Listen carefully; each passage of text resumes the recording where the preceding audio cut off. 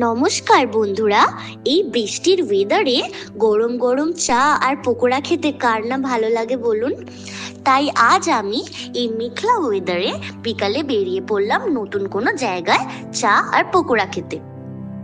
যদিও সেভাবে চা কফির ভক্ত আমি নয়, তবুও এরম ওয়েদারে খেতে তো বেশ ভালোই লাগে।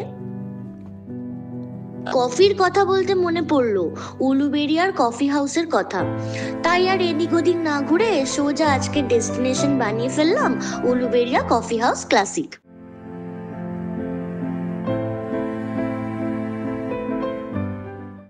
যদিও কফি হাউস 2017 সাল থেকেই রয়েছে, কিন্তু আমার কোনো দিন আসা হয়ে ওঠেনি।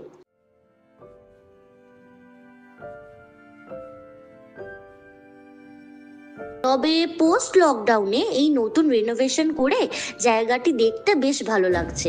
ভেতরের অ্যাম্বিয়েন্সটাও দারুণ। এখানে এসেছি যখন, কফি তো নেবই।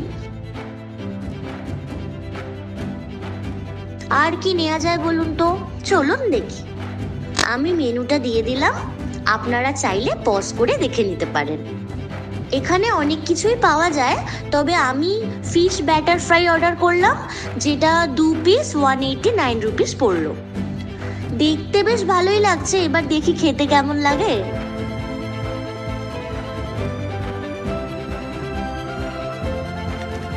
সত্যি বলতে বন্ধুরা, কফিটা বেশ ভালোই ছিল, তবে এটা অতটা ভালো লাগলো না, নট রেকমেন্ডেড।